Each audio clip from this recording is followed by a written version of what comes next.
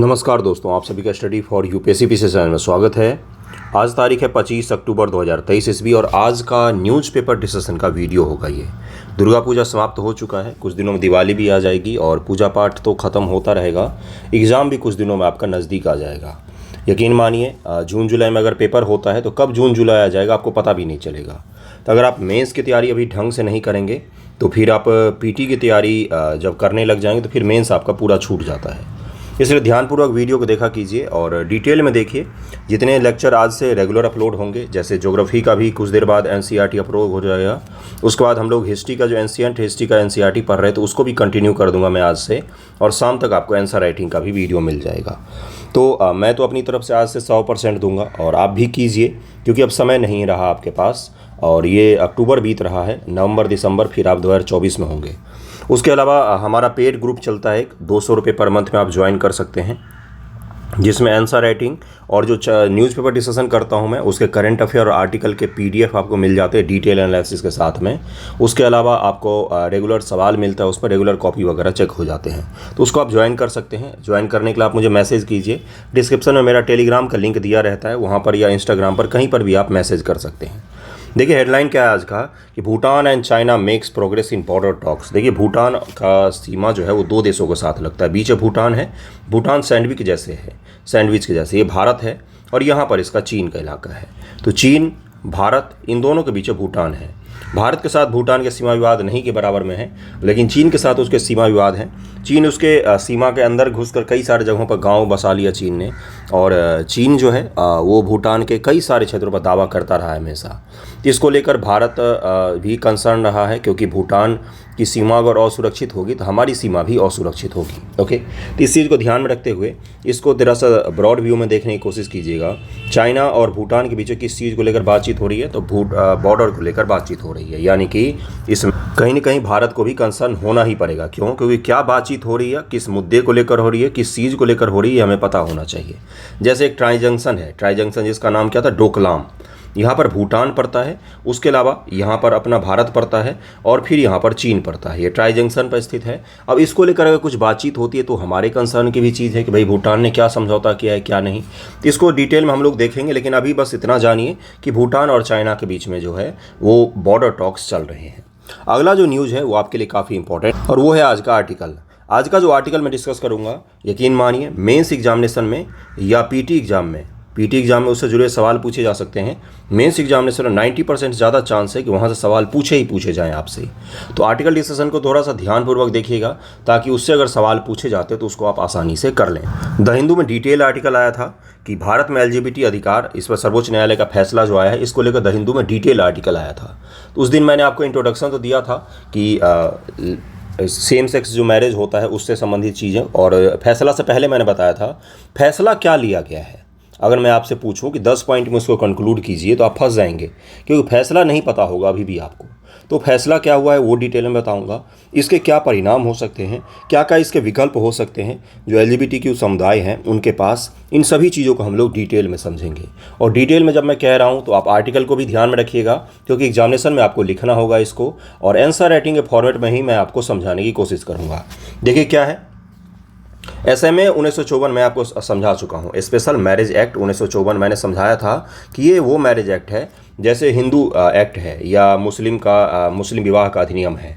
इन दोनों में क्या होता है कि आपको हिंदू या मुस्लिम होना पड़ता है। हिंदू धर्म में जब भी बोलूँ तो आप उसमें सिख, बौद्ध, जैन इन तीनों को इंक्लूड कीजिएगा, है ना। जब मुस्लिम में बोलूँ तो उसमें केवल और केवल मुस्लिम आते हैं।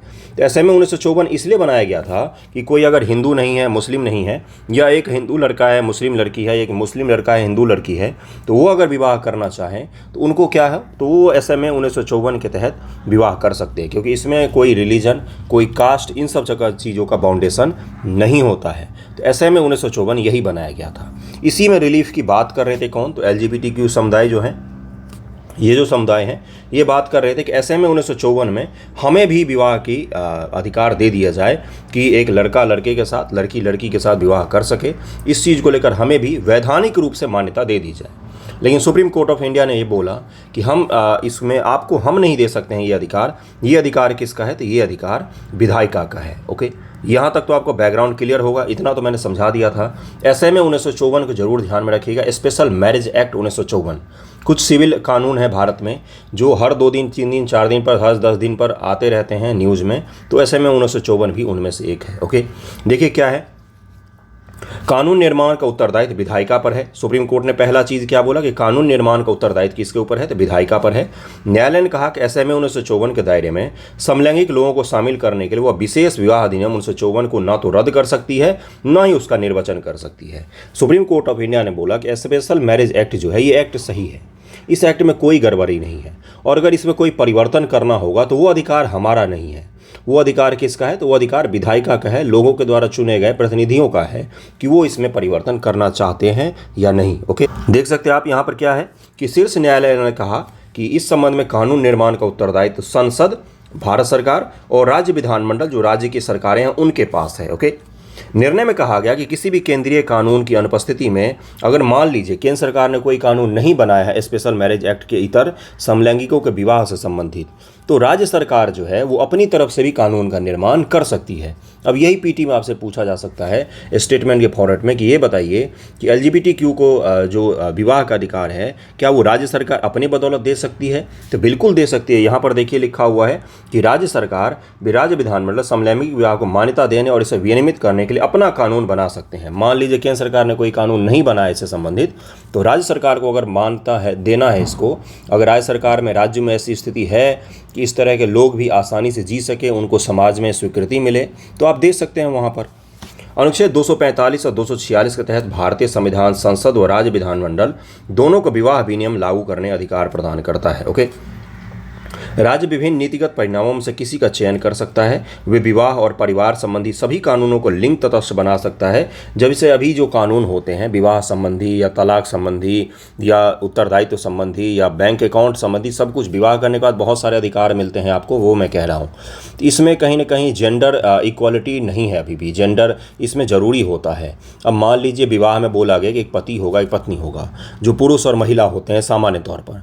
अब ये चीज़ एक्ट में लिखा हुआ है, यहाँ पर दोनों अगर एक ही कपल होंगे, एक ही लिंग के होंगे लोग, पुरुष पुरुष होंगे या महिला महिला होंगे, तो वहाँ पर ये एक्ट कैसे लागू किया जाएगा। तो ये इसको क्या कहा जाता है कि ये कानून जो है ये लिंग तटस्थ नहीं है, अभी भी इसमें आपका जेंडर मायने रखता है। अगर जेंडर मायने नहीं रखेगा तभी जाके एलजीबीटीक्यू समुदाय को ये चीज़ मिल पाती है।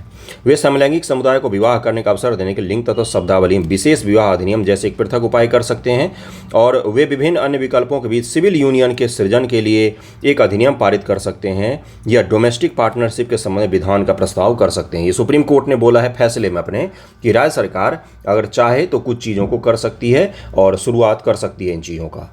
आत्मसम्मान विवाह या सुई मरिथाई विवाह की अनुमति देने के लिए तमिलनाडु ने पहले ही 1968 में हिंदू विवाह अधिनियम में संशोधन कर दिया था।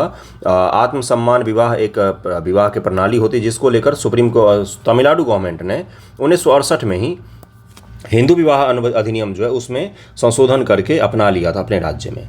सिविल यूनियन बनाने का अधिकार क्या होता है, यूनियन में जब भी बोलूँ तो इसका मतलब आप ये समझिएगा 2 लोगों को साथ में रहने का अधिकार, बस यही समझिएगा। ओके, पीठ की जो संविधान की पीठ थी 5 लोगों की पीठ थी, पीठ की अल्पमत राय रही। अल्पमत का मतलब बहुमत नहीं हो पाया इसमें, मतलब कि 2 लोगों की राय रही कि राज्य को क्वियर यूनियन को मान्यता देनी चाहिए, भले ही वो विवाह के रूप में ना हो। किसी यूनियन में प्रवेश के अधिकार को यौन उन्मुखता के आधार पर प्रतिबंधित नहीं किया जा सकता है, यह 15 का उल्लंघन होगा। इन्होंने बोला कि आर्टिकल 15 का उल्लंघन होगा कि 2 लोग अगर साथ में रहना चाहते हैं तो उनको आप मना कर दें, भले ही उनको विवाह की मान्यता आप न दें, लेकिन उनको साथ में रहने की मान्यता आपको देनी पड़ेगी। ये किसने बोला है, सुप्रीम कोर्ट ने बोला है। इसके अलावा विवाह महत्वपूर्ण है क्योंकि इसके साथ कई अन्य अधिकार संबद्ध हैं। समलैंगिक युगल भी इन अधिकारों का उपभोग कर सकें, इसके लिए आवश्यक है कि राज्य ऐसे संबंधों को मान्यता प्रदान करे। ये किसने बोला है, सुप्रीम कोर्ट ने अपने फैसले में बोला है। हालांकि पीठ में बहुमत की राय में कहा गया कि सरकार ऐसे यूनियन से संबंध विभिन्न अधिकारों को मान्यता देने के लिए बाध्य नहीं है। ये भी कहा गया, देखिए ये तो क्या था, ये अल्पमत था, यानी कि ये पास नहीं हो पाया कि भाई उनको रहने देना चाहिए आपको वगैरह वगैरह। यहाँ पर ये कहा गया बहुमत के साथ कि आप बाध्य नहीं हैं इस चीज़ को लेकर। आप चाहें तो इस चीज़ को नकार भी सकते हैं कि हाँ, हम अपने यहाँ इस तरह के यूनियन की अनुमति नहीं देते हैं, लेकिन अगर आप चाहें तो अनुमति दे सकते हैं। आर्टिकल 15 का उल्लंघन होगा अगर आप अनुमति नहीं देते हैं तो, लेकिन आप अगर चाहें तो इस अनुमति को खारिज कर सकते हैं। आप बाध्य नहीं हैं, आप पर ये कानूनी रूप से बाध्य नहीं होगा कि राज्य सरकार देगा ही देगा, इस तरह की कोई बाध्यता नहीं होगी। ट्रांसजेंडर व्यक्तियों के अधिकार, अब इनके क्या अधिकार के मायने हो रहे भाई। पीठ ने, जो संविधान की पीठ ने बहुमत की राय से पुष्टि की कि ट्रांसजेंडर व्यक्तियों को मौजूदा कानूनी ढांचे के भीतर विवाह करने का अधिकार है। इन्होंने बोला कि ट्रांसजेंडर जो समुदाय होते हैं उनको विवाह करने का अधिकार है। मौजूदा कानूनी ढांचे के निर्णय में इस बात पर बल दिया गया कि लैंगिक पहचान यौन उन्मुखता से पृथक है। इस बात को रेखांकित किया गया कि ट्रांसजेंडर व्यक्ति सिसजेंडर विषम लैंगिक व्यक्तियों के समान विषम लैंगिक संबंध में हो सकते हैं। ऐसे विवाह को विवाह कानूनों के तहत कानूनी रूप से पंजीकृत किया जा सकता है। इसके अतिरिक्त निर्णय माना गया कि इंटरसेक्स व्यक्ति जो स्वयं को पुरुष या महिला के रूप में पहचानते हैं उन्हें भी यह अधिकार प्राप्त है। जो ट्रांसजेंडर समुदाय होते हैं, ट्रांसजेंडर की मैं बात कर रहा हूँ, लेस्बियन गे इनकी बात नहीं कर रहा हूँ, मैं ट्रांसजेंडर की बात कर रहा हूँ। ट्रांसजेंडरों व्यक्तियों को क्या किया गया, विवाह करने का अधिकार दिया गया है और उनके मौजूदा कानून के भीतर वो विवाह कर सकते हैं। निर्णय में इस बात पर ही बल दिया गया कि जेंडर आइडेंटिटी जो है, जो यौन उन्मुखता से पृथक होता है, जेंडर की जो आइडेंटिटी होती है वो यौन उन्मुखता से पृथक होता है। दोनों अलग अलग चीज़ें हैं, दोनों को अलग अलग करके देखा जाना चाहिए। ओके। सर्वोच्च न्यायालय ने मद्रास उच्च न्यायालय के अरुण कुमार बनाम पंजीकरण महानिरीक्षक मामले 2019 में इस एक्ट को, इस प्रावधान को जरूर ध्यान रखिएगा, इस केस को, क्योंकि ये इंपॉर्टेंट है आपके लिए, ये आंसर राइटिंग में उपयोग करना है आपको। में दिए गए निर्णय की पुष्टि की जहां एक हिंदू पुरुष और एक ट्रांसजेंडर महिला के बीच विवाह को एक वैध यूनियन घोषित किया गया। सबसे पहली बार क्या किया गया था, एक हिंदू पुरुष था और एक ट्रांसजेंडर महिला थी, उन दोनों के बीच विवाह को यहाँ पर मान्यता पहली बार दिया गया था। 2019 के मामले में दिया गया था ये चीज़। ओके। दत्तक ग्रहण अधिकार क्या है। पीठ ने बहुमत से केंद्रीय दत्तक ग्रहण संसाधन प्राधिकरण जो है, सेंट्रल एडॉप्शन रिसोर्स अथॉरिटी जो है, कारा जिसको कहा जाता है, ये क्या करता है, देश में जितने बच्चों को गोद लिया जाता है उन सभी के जो रेगुलेटरी अथॉरिटी है वो यही है। ओके। के विनियमों को रद्द करने से इनकार कर दिया जहां समलैंगिकों द्वारा युगलों द्वारा बच्चे गोद लेने को निषिद्ध किया गया है। हालांकि यह स्वीकार किया गया, देखिए कारा का जो एक्ट है उसके तहत क्या किया गया है, जो समलैंगिक होते हैं, जो गे या लेस्बियन होते हैं, उनके द्वारा बच्चों को गोद लेने का अधिकार को मान्यता नहीं दी गई है कारा के द्वारा। ओके। और देखिए यहाँ पर क्या बोला गया है, हालांकि यह स्वीकार किया गया कि विनियम भेदभावपूर्ण है और अनुच्छेद 14 का उल्लंघन करते हैं। सुप्रीम कोर्ट ने बोला कि ये कतई सही नहीं है कि जो सेम सेक्स कपल हैं वो बच्चों का ध्यान अच्छे से नहीं रख सकते हैं या वो एक अच्छे पेरेंट नहीं हो सकते हैं। ये कहीं का कोई विधान नहीं है और इस चीज़ को दोनों को अलग अलग करके देखा जाना चाहिए। ये उनके साथ अन्याय है। ये किसने माना, तो सुप्रीम कोर्ट ऑफ इंडिया ने माना।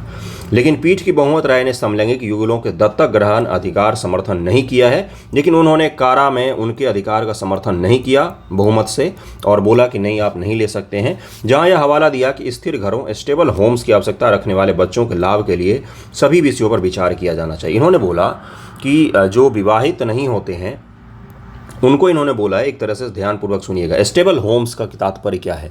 स्टेबल होम्स का तात्पर्य होता है कि ऐसा घर जो व्यवस्थित हो। व्यवस्थित का मतलब है कि उसमें एक माँ रहती हो, एक बाप रहते हो और उसका परिवार हो, जो हमारे समाज का एक मूलभूत संरचना है उसी हिसाब का होना चाहिए। अगर वैसा वातावरण बच्चों को नहीं मिलता है तो कहीं ना कहीं बच्चों के मानसिक स्थिति पर प्रभाव पड़ता है। यानी कि स्टेबल होम्स का तात्पर्य है कि जैसे समाज में बाकी लोगों के घर होते हैं, जो एक समाज के तहत स्वीकृत घर होता है या स्वीकृत माँ बाप होते हैं, वो अगर बच्चों को नहीं मिलते हैं तो आप उनको इतना कानूनी विधान, समलैंगिकता, समानता ये सब समझाने नहीं जा सकते हो। उनके मानसिक स्थिति पर प्रभाव पड़ता है। और जो ये अविवाहित हैं तो कल को हो सकता है कि ये अलग अलग हो जाएं या इनके पार्टनर्स चेंज हो जाएं, तब उस बच्चे के क्या होगा। इसलिए सुप्रीम कोर्ट ऑफ इंडिया ने बोला कि जो स्टेबल होम्स होते हैं, आवश्यक रखने वाले बच्चों के लाभ के लिए सभी विषयों पर स्टेबल होम्स हमें ज़रूर चाहिए। जब हम बच्चों के गोद लेने की बात करते हैं तो किसी को भी हम गोद में नहीं दे सकते हैं किसी के, और ये क्या होगा तो बच्चों के अधिकार के साथ कहीं ना कहीं उल्लंघन होगा सामाजिक समानता का आधार पर। ओके, तो इस चीज़ को ध्यान में रखिएगा। स्टेबल होम्स का जो उसने बोला है कि स्थिर घर जरूरी होता है बच्चों के गोद लेने के लिए, तो कारा के तहत उनको गोद लेने का अधिकार नहीं दिया गया है। अगला देखिए क्या है, अगला है पात्रता और हकदारी, मतलब कि न्यायालय ने राशन कार्ड संयुक्त बैंक खाते आप नहीं खोल सकते। पेंशन और ग्रेच्युटी जैसे क्षेत्रों में समलैंगिक युगलों के लिए समान अधिकार की आवश्यकता को स्वीकार किया। न्यायालय ने बोला है कि ये सब कुछ बेसिक नीड है जो इनके हो सकते हैं और इसमें इनको अधिकार भी मिलना चाहिए जो अभी नहीं मिल पाते हैं।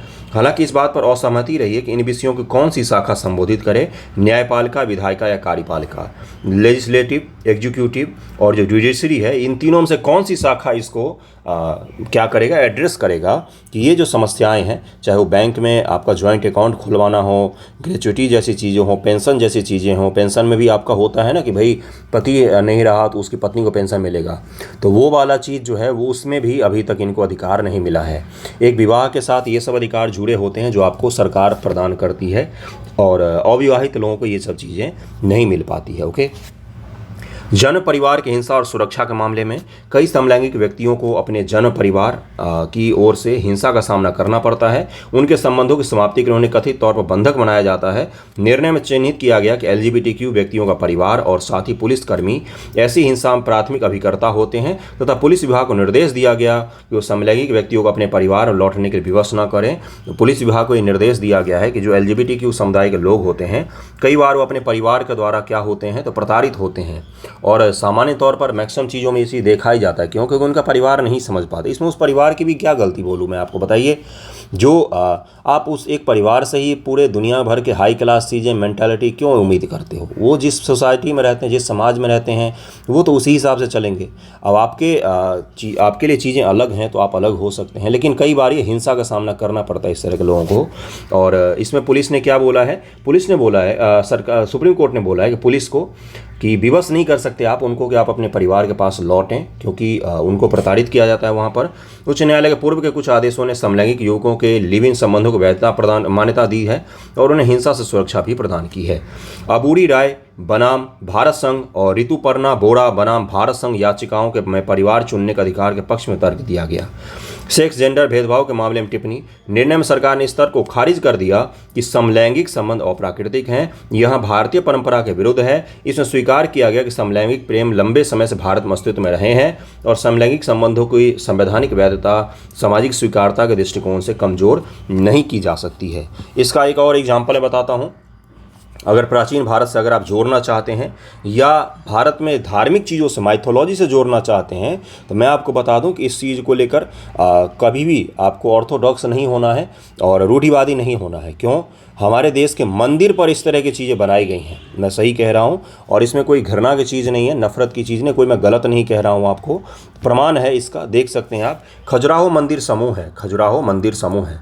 इसका मंदिर समूह जो है, इसके 10% से भी कम भाग पर यौन उन्मुखता से जुड़ी हुई चीज़ें बनाई गई हैं मंदिर के बाहर में, और वो कोई ख़राब चीज़ नहीं है। काम शास्त्र दुनिया में उस समय भारत में लिखा जा चुका था जब दुनिया इन चीज़ों के बारे में जानती तक नहीं थी, और ये हमारे समाज का, व्यक्ति के जीवन का एक प्रमुख अंग होता है। इसको मानकर काम शास्त्र लिखा गया था 1 ईस्वी के आसपास में। तो आप समझ सकते हैं कि कितना पुराना वो बुक है। इसी बुक के आधार पर जो खजुराहो का मंदिर समूह है मध्य प्रदेश में, वहाँ पर कुछ मंदिरों पर कुछ चीज़ों को बनाया गया है, कुछ चित्रों को उकेरा गया है, कुछ पत्थरों को तराशा गया है, और जो हमारे पूर्वज थे वो इतने ऑर्थोडॉक्स नहीं होते थे, वो बस इसको एक जैविक क्रिया के रूप में, एक बायोलॉजिकल एक्टिविटी के रूप में स्वीकार करते थे। तो इस चीज़ को आपको मानकर चलना है कि ये कोई एलियन चीज़ नहीं है भारत के लिए। भारत में इस तरह की चीज़ें रही हैं। खजुराहो के मंदिर पर समलैंगिकों को भी वर्णित किया गया, चित्रित किया गया है।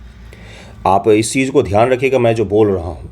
तो इसलिए आप जब भी आपसे पूछा जाए तो इसको ऐसा मत नकार दीजिएगा कि ये भारतीय संस्कृति के खिलाफ है। ये किसी भी देश की संस्कृति के खिलाफ नहीं है। अपने देश में इस तरह की चीज़ें भी हमेशा से चर्चा में रही और अपने देश में स्वीकार्यता भी मिली है इस चीज़ को। इसको ध्यानपूर्वक रखिएगा, और जब भी आप आंसर राइटिंग करें तो वहाँ पर अगर आपको पक्ष विपक्ष लिखना हो तो इस तरह के पॉइंट आप यूज़ कर सकते हैं। और आगे बढ़ते हैं, देखते हैं क्या है। निर्णय से संबंधित प्रमुख मुद्दे क्या हैं? मूल अधिकारों का उल्लंघन। यह निर्णय LGBTQ समुदाय के मूल अधिकारों का उल्लंघन करता है। उनको उम्मीद था कि उनको विवाह वगैरह का अधिकार मिल जाएगा, लेकिन उनको नहीं मिल पाया, इसको ध्यान में रखिएगा। अनुभविक यथार्थ की अनदेखी करना। LGBT समुदाय व्यक्तियों को वास्तविक जीवन के अनुभव को ध्यान में रखने में विफल रहा है। उम्मीद थी ऐसी कि भारत अब उस लोकतांत्रिक मूल्य तक पहुँच गया है जहाँ इस तरह के लिबरल चीज़ों को भी मान्यता दे दी जाएगी, लेकिन सुप्रीम कोर्ट ने इसको मना कर दिया। उसने बोला कि ये काम हमारा नहीं है। ये काम किसका है? तो ये काम है आपका विधायिका का, और उसी को करना चाहिए। ठीक है। देखिए, विधायिका कोई चीज़ की पुष्टि कर दे या सुप्रीम कोर्ट किसी चीज़ को मान्यता दे दे, इससे समाज मान्यता नहीं देता है। हमारा समाज जिस दिन उस तरीके का हो जाएगा, उस तरह सुप्रीम कोर्ट और विधायिका से मान्यता लेने की ज़रूरत ही नहीं पड़ेगी। ओके, तो चलिए आगे बढ़ते हैं, आज के न्यूज़ पर चलते हैं। ये रहा आज का आर्टिकल डिस्कशन, इसको जरूर ध्यानपूर्वक पढ़ लीजिएगा और इसके हर चीज़ को तैयार कर लीजिएगा। इसका PDF आपको पेड ग्रुप में मिल जाता है। ओके, पहला न्यूज़ क्या है आज का कि देखिए यहाँ पर क्या है, भारत का textile production witness step decline as export order. देखिए भारत में क्या हो रहा है ना कि जो आपका टेक्सटाइल जो सेक्टर है उसमें ऑर्डर भी कम मिल रहे हैं और एक्सपोर्ट भी कम हो रहा है और उत्पादन भी कम हो रहा है। तो टेक्सटाइल इंडस्ट्री जो है ये भारत का कहीं ना कहीं बहुत ज़्यादा जॉब प्रोवाइड करवाता है। टेक्सटाइल का मतलब होता है कपड़ा, कपड़ा से संबंधित जो उद्योग है ये भारत में, पहली बात तो आज का नहीं है, प्राचीन भारत में जब आप जाएंगे तब भी आपको दिखेगा कि गुप्त साम्राज्य और उस समय प्लिनी रोता है कि पूरा रोम जो है वो भारत के कपड़ों से भर गया है। अंग्रेज तो भारत में जो हाथ से बुनकर थे उनसे इतने परेशान हो गए क्योंकि इतना बेहतरीन कपड़ा बनाते थे। आपको मैं एक एग्जाम्पल बताता हूँ। जो आपने हाथ में अंगूठी अगर पहनी हुई है तो उस अंगूठी में जितना पतला सा छिद्र है ना, उस छिद्र से पूरा का पूरा साड़ी गुजर सकता था। इतने महीन कपड़े का भारत में उत्पादन होता था, मसलिन जैसे कपड़ों का उत्पादन होता था। मैंने क्या बोला कि अंगूठी के छिद्र से पूरा का पूरा एक साड़ी जो अच्छा खासा लंबा होता है, चौड़ा होता है, उसको आप मोड़कर उस अंगूठी के छिद्र से आर पार करा सकते थे। इतना महीन कारीगरी हाथ से होती थी भारत में। तो अंग्रेज इतने परेशान हो गए जब भारत में आए तो उन्होंने क्या किया, भारतीय कपड़ों पर पाबंदी लगा दी। इंग्लैंड में एक महिला को इसलिए गिरफ्तार कर लिया गया, जुर्माना लगा दिया क्योंकि उसने भारत के बने हुए रुमाल अपने घर में रखे हुए थे। क्यों? क्योंकि उनका जो पावर लूम था, जो उनका ऑटोमेटिक लूम था, पावर लूम जिसको कहा जाता है, कपड़ा बुनने की जो मशीन थी, वो भी कमज़ोर पड़ गया था इन हाथ के कारीगरों के सामने। तो भारत में कपड़ा का उद्योग तो हमेशा से पुराना रहा है और इस उद्योग की एक सबसे बड़ी खासियत क्या है कि ये सभी को रोज़गार देता है। कम पढ़े लिखे लोग और महिलाएं खासतौर से इस उद्योग में बहुत ज़्यादा काम करते हैं। तो महिलाओं को उद्योग रोजगार के लिए कपड़ा उद्योग सबसे ज़्यादा मान्यता रखता है और भारत, बांग्लादेश, इन सभी जगहों पर। दूसरा क्या है कि ये जगह जगह पर बने हुए हैं। MSME का इसमें बहुत बड़ा योगदान है। जो छोटे छोटे उद्योग होते हैं उनका बहुत बड़ा योगदान होता है और जो स्किल्ड लोग होते हैं उनका भी बहुत ज़्यादा योगदान है आजकल के समय में, स्किल्ड जो होते हैं। और इसका हमारे GDP में, और ख़ास तौर से जो नीचे के लोग होते हैं, नीचे से मेरा तात्पर्य है कि जो गरीब लोग होते हैं, मध्यम वर्ग के लोग होते हैं, उसमें इस उद्योग का बहुत ही गहरा प्रभाव है क्योंकि इसका पूरा जो चक्र चलता है वो किसान से शुरू होकर उद्योगपति तक जाता है। तो किसान इससे डायरेक्टली जुड़े होते हैं क्योंकि कॉटन का सप्लाई तो वही करते हैं।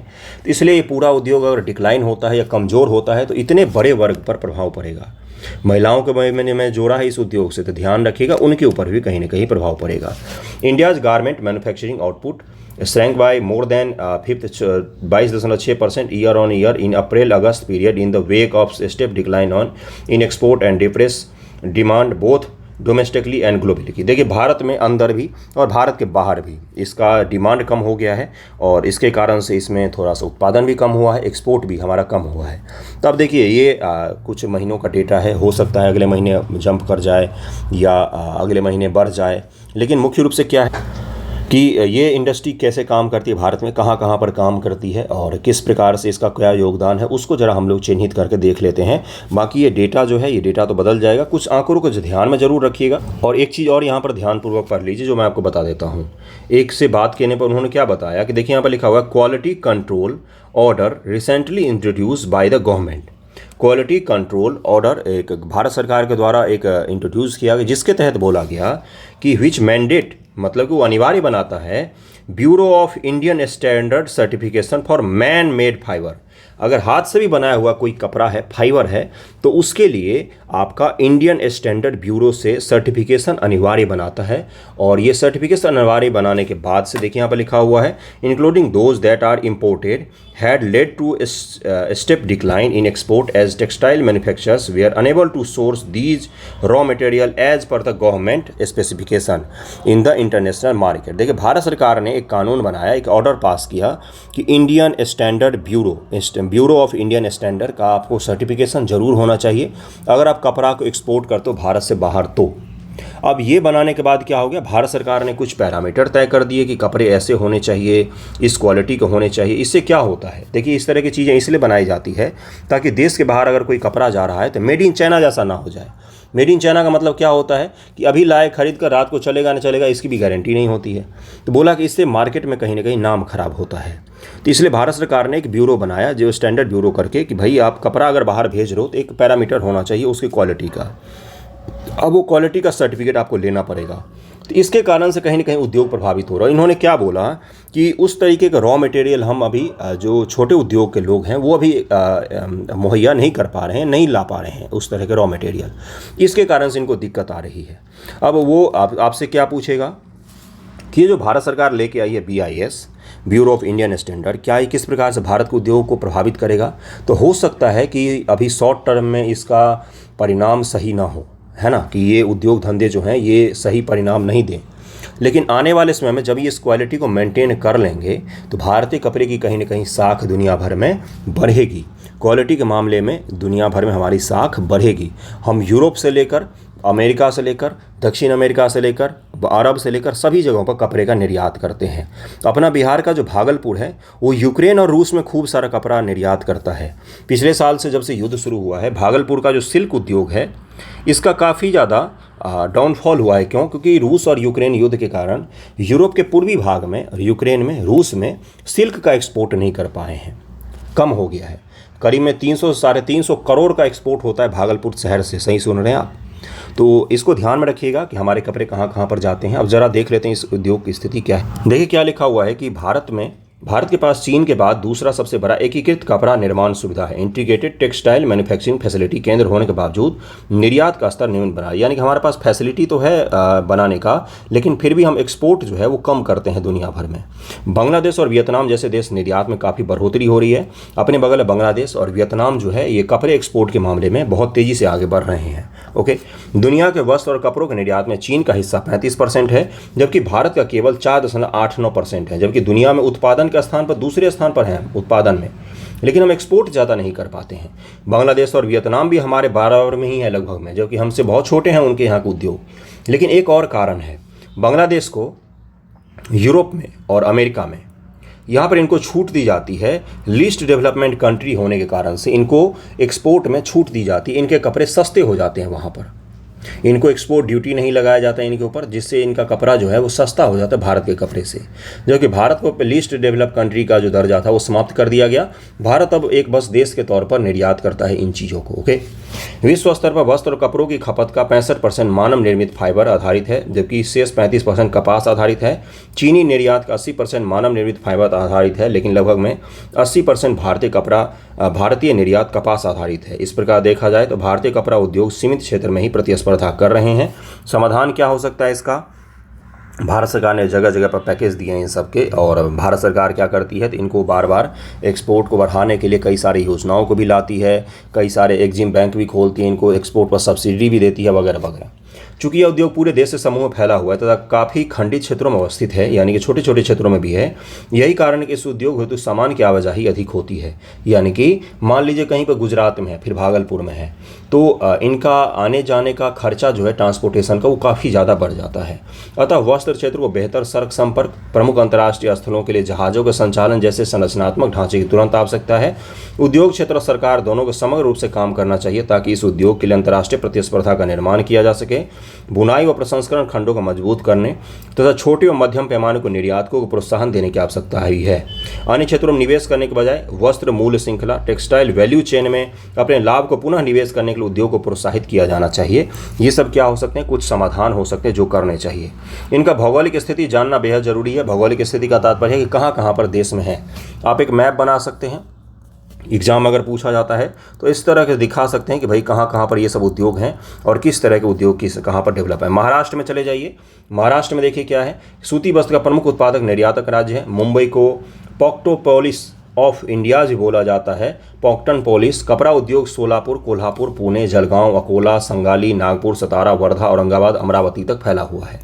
गुजरात में गुजरात का जो अहमदाबाद है इसको भारत का मैनचेस्टर कहा जाता है, पूर्व का बोस्टन भी कहा जाता है। इसको ध्यान रखिएगा। सूती वस्त्रों का दूसरा सबसे बड़ा उत्पादक राज्य है ये, और मुंबई के बाद सूती वस्त्र उद्योग में दूसरा सबसे बड़ा केंद्र भी है। कौन कौन सा जगह है? तो सूरत, वडोदरा, भरूच, भावनगर, नडियाड, पोरबंदर, राजकोट, नवसारी, मोरी और वीरम गांव ये सब जगह क्या है, तो ये सब जगह बहुत ही फेमस है कपड़े उद्योग के लिए। ओके, तीसरा अगर आप आएंगे तो तीसरा आपको दिखेगा तमिलनाडु। तमिलनाडु में उड़ैयूर जो है ये प्राचीन काल से हमेशा से डेवलप रहा है किसको लेकर, तो सूती वस्त्रों को लेकर। तमिलनाडु में देखिए चेन्नई, तिरुनेलवेली, मदुरई, तूतीकोरिन, सलेम, विरुधनगर, पोलाची, ये सब जगह हैं। कोयम्बटूर को दक्षिण भारत का मैनचेस्टर कहा जाता है, ये ध्यान में रखिएगा। और कानपुर को उत्तर प्रदेश का मैनचेस्टर कहा जाता है। मैनचेस्टर इंग्लैंड का सबसे बड़ा शहर वस्त्र उद्योग को लेकर। जो उनका पावर लूम वगैरह का मैं कह रहा हूँ, औद्योगिक क्रांति वाला जो शहर कह रहा हूँ, वो कौन सा था, तो वो था आपका मैनचेस्टर। कानपुर, इटावा, मोदीनगर, मुरादनगर, हाथरस, ये सब जगह जो है वो उत्तर प्रदेश का मैनचेस्टर कहा जाता है इसको। कानपुर को, कानपुर भी है, उत्तर प्रदेश भी हो गया, कर्नाटक भी है, मध्य प्रदेश, राजस्थान भी है, और फिर पश्चिम बंगाल भी है। बिहार में अगर आप जाएंगे तो एक ही जगह आपको दिखेगा। बिहार में कौन सा दिखेगा, तो भागलपुर आपको दिखेगा। बाकी जगहों को हमने डेवलप ही नहीं किया, सीधी सी बात यही है, बाकी जगहों को हमने डेवलप ही नहीं किया। अगले टॉपिक पर चलते हैं हम। अगला टॉपिक पीटी फैक्ट से जुड़ा हुआ ज़्यादा है और उसको ज़रा ध्यान में रखिएगा। ये नहीं है AI to help construction industry face challenges. AI जो है वो आने वाले समय में कंस्ट्रक्शन इंडस्ट्री जो है उसको खूब सारा मदद करेगा, बूस्ट करेगा। तो एआई तो हर क्षेत्र को ही मदद कर रहा है, तो इसको तो हम लोग डिटेल में कभी देख लेंगे कि एआई किस प्रकार से कंस्ट्रक्शन इंडस्ट्री को बूस्ट कर सकता है, मदद कर सकता है। बाकी अभी जो हम लोग देखेंगे वो क्या है कि Eurozone October PMI at near 3 year lowest recession fears. ठीक है भाई, यूरोप जो है, यूरोजोन कहाँ पर चलता है, यूरोजोन क्या होता है और यूरोप क्या होता है, इसके अलावा यूरोपियन यूनियन क्या है, यूरोपियन यूनियन जो होता है वो क्या होता है, यूरोप क्या है और यूरोजोन क्या है, इन तीनों में स्पष्ट अंतर को समझिएगा, क्योंकि यहाँ से सवाल पूछे जाते हैं पीटी मेंस एग्जामिनेशन सीधा सीधा कि ये बताओ कि यूरोजोन जो है पूरे यूरोपियन यूनियन की करेंसी है। अब बताइए, यूरोजोन जो है पूरे के पूरे यूरोप में जितने देश हैं उन सब की करेंसी है, तो बताइए मुझे इसका आंसर क्या हो जाएगा। तो इसको ध्यान में रखिए। ओके, और इस चीज़ में ये जो एआई वाला टॉपिक है इसमें कुछ चीज़ें आपको बता देता हूँ। जैसे देखिए इन्होंने क्या बोला, the emergence of new technology such as artificial intelligence, 3D printing and robotics would transform the construction industry, one of the oldest and largest industry in the world, and help it address multiple challenges effectively. जो construction industry की जो चुनौतियाँ हैं उसको address करने में, उसके समाधान में एआई, 3D प्रिंटिंग, रोबोटिक्स, ये सब चीज़ें मदद कर सकती है। 3D प्रिंटिंग क्या होता है, 3D प्रिंटिंग एक मटेरियल, उसमें आप सारा कुछ डाल दो भवन निर्माण सामग्री का, और उसमें जैसे प्रिंटर पर आप किसी चीज़ को क्लिक करते हो कि ये चीज़ मुझे प्रिंट करना है, तो मशीन को अगर आपने एक जगह स्थापित कर दिया, उसमें उसका सारा मटेरियल आपने डाल दिया, तो मशीन पूरा घर अपने आप ही बना देगी, घूम घूम के, आपको कुछ भी करने की ज़रूरत नहीं है। 3D प्रिंटर से पिज्ज़ा भी बनाए जाते हैं, 3D प्रिंटर से भवन निर्माण भी की जाती है, 3D प्रिंटर से गाड़ियाँ भी बनाई जाती हैं। बिल्कुल सही सुन रहे हैं आप, तो हर चीज़ 3D प्रिंटर से बनता है। जैसे भारत में बेंगलोर में जो पोस्ट ऑफिस बनाया गया है वो भारत में पहला पोस्ट ऑफिस है जो 3D प्रिंटर के सहयोग से ही बनाया गया है। 3D प्रिंटर का उपयोग हम आने वाले समय में चांद और मार्स पर घर बनाने के लिए भी करेंगे, और अभी वर्तमान में हम देश में दुनिया भर में कंस्ट्रक्शन इंडस्ट्री को बूस्ट करने के लिए भी करेंगे। रोबोटिक्स का मतलब यहाँ पर रोबोटिक्स से ज़्यादा ऑटोमेशन से लीजिएगा, और इससे क्या नुकसान हो सकता है, इन चीज़ों का आने से जो कंस्ट्रक्शन इंडस्ट्री है ये सबसे ज़्यादा दुनिया में लोगों को रोज़गार भी मुहैया करवाती है। सुनते रहिएगा मेरी बातों को ध्यानपूर्वक। रोजगार किस तरह के, तो जो बिल्कुल भी पढ़े लिखे नहीं लोग होते हैं उनको भी कंस्ट्रक्शन इंडस्ट्री में कहीं ना कहीं रोजगार मिल जाता है। तो automation, robotics, 3D printing, AI, इन सब के उपयोग से क्या होगा, मानव श्रम जहाँ पर सबसे ज़्यादा खपत होता है, जो सबसे गरीब तबके के लोग जहाँ पर काम करते हैं, वो रोजगार भी उनसे छीन जाएगा।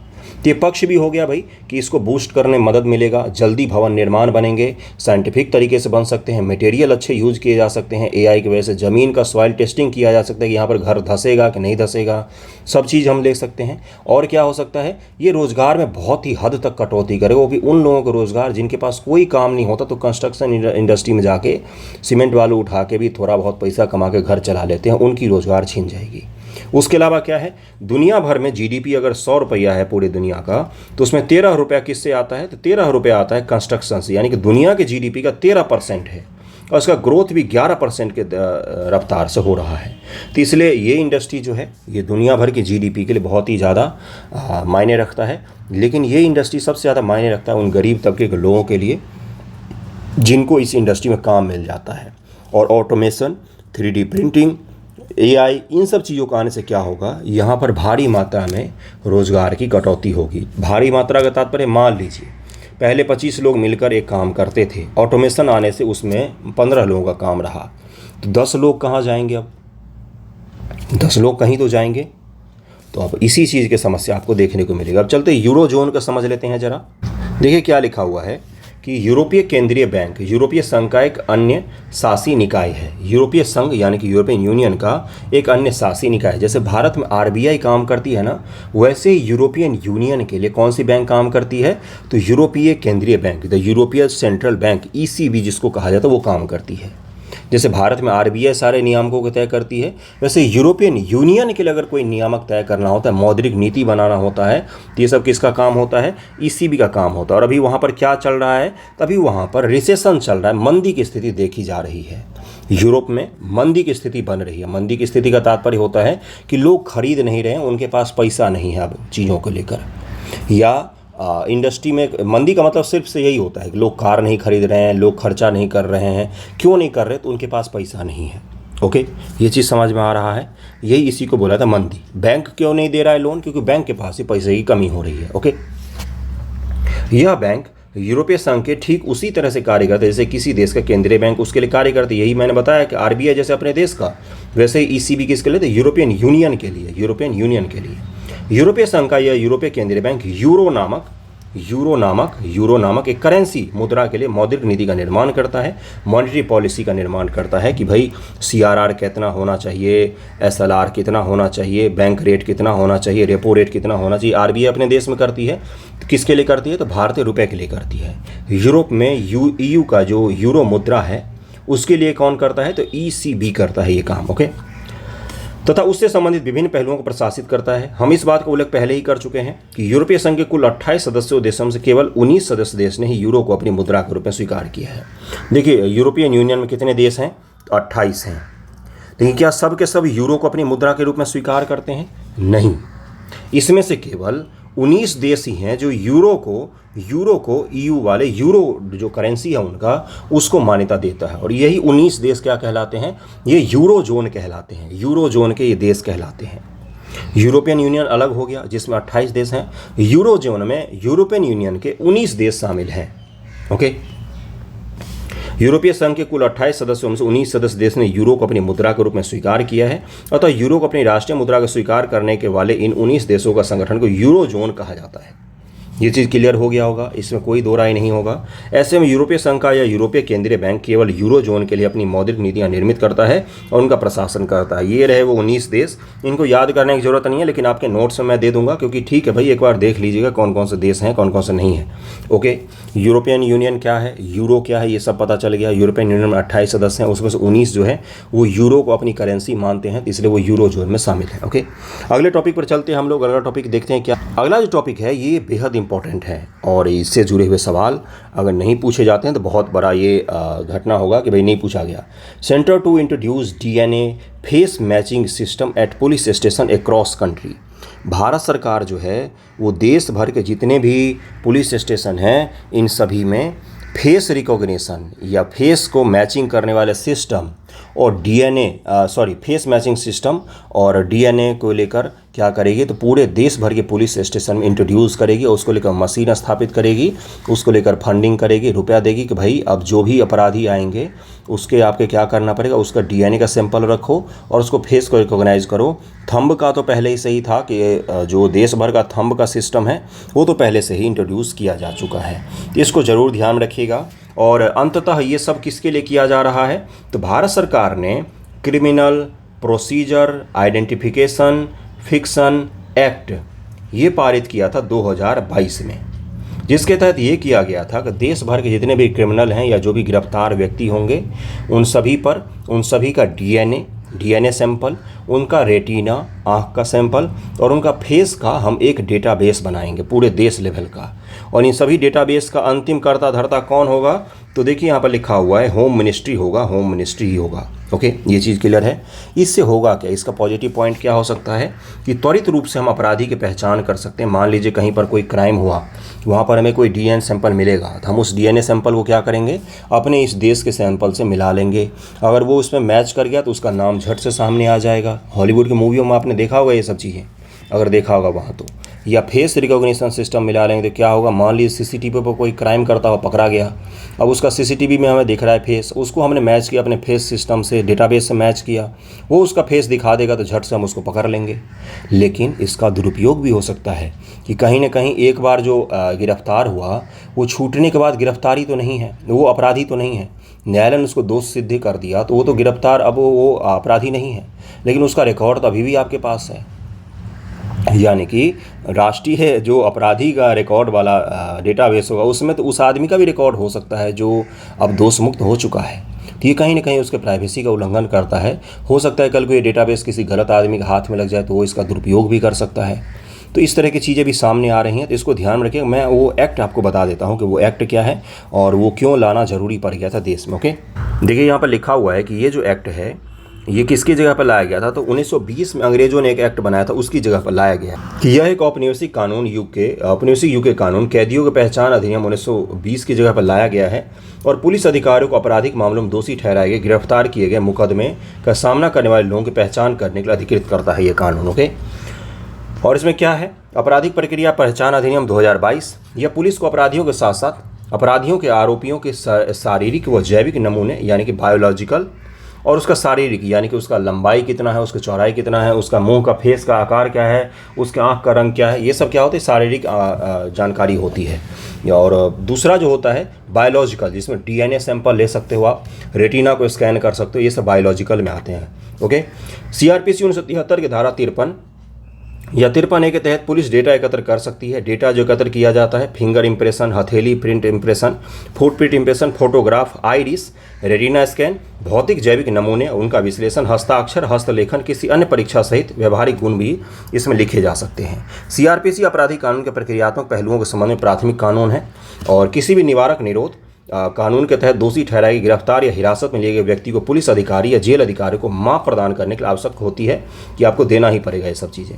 NCRB भौतिक व जैविक नमूनों, हस्ताक्षर तथा हस्तलिखित डेटा के रिपोजिटरी के रूप में काम करता है। यानी कि ये सारा डेटा किसके पास इकट्ठा होता है, तो NCRB का डेटा के पास होता है, वही इसका कर्ता धर्ता होता है। वही किसी को एक्सेस चाहिए तो NCRB से इजाज़त लेनी पड़ेगी कि हमें इसको मैच करना है। ये सब किसके पास होता है, नेशनल क्राइम रिकॉर्ड ब्यूरो। ये किस मंत्रालय के तहत आता है, तो होम मिनिस्ट्री के तहत आता है। अमित शाह जी जिसके मंत्री हैं उसके तहत आता है। इसका उद्देश्य अपराध में शामिल लोगों की विशिष्ट पहचान सुनिश्चित करना और जांच एजेंसियों के मामले को सुलझाने में मदद करना मुख्य रूप से होता है। ओके, तो ये था आज का अपना न्यूज़ का। अब चलते हैं बिहार स्पेशल पर। बिहार स्पेशल में बहुत ही इंपॉर्टेंट है और इसको ध्यान में जरूर रखिएगा क्योंकि यहाँ से सवाल PT में आपसे पूछा जा सकता है। बिहार के 17 विभूतियों को मिला है बिहार केसरी सम्मान। बिहार केसरी सम्मान किनके जन्मदिन पर दी जाती है, तो 22 अक्टूबर 2023 को बिहार के प्रथम मुख्यमंत्री स्वतंत्रता सेनानी डॉक्टर श्री कृष्ण सिंह जी की जयंती पर BIA सभागार में आयोजित समारोह में प्रदेश के 17 दिग्गज विभूतियों को बिहार केसरी सम्मान से सम्मानित किया गया है। इसमें खान सर को भी सम्मानित किया गया है। प्रमुख बिंदु क्या है, इस सम्मान समारोह का आयोजन बिहार इंटेलेक्चुअल फोरम व मेडिवर्सल फाउंडेशन की ओर से BIA सभागार में किया गया था। कार्यक्रम में बिहार के जो राज्यपाल हैं आर्लेकर ने चिकित्सा, सेवा, शिक्षा इन सभी में बेहतर काम के लिए दिग्गजों को सम्मानित किया है।